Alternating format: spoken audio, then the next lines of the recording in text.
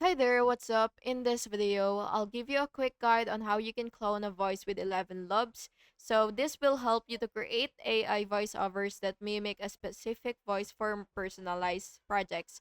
So once you're on your ElevenLabs, what you will have to do is go to your home and then you will just have to click clone your voice, which is right here, and just wait for it to load.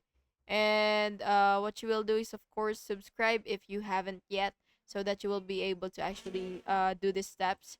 And then what you will do after you've already subscribed is basically you will just have to upload a clear voice sample in MP3 or WAV format. And after that, you will just have to name your clone voice for easy reference. Then you will adjust your voice settings like the pitch, the speed, the tone to refine it.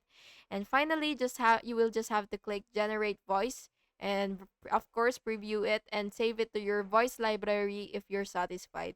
And that's basically just it. I hope you found this video helpful, and if you did, please make sure to like and subscribe for more videos like this. Thank you and have an awesome day.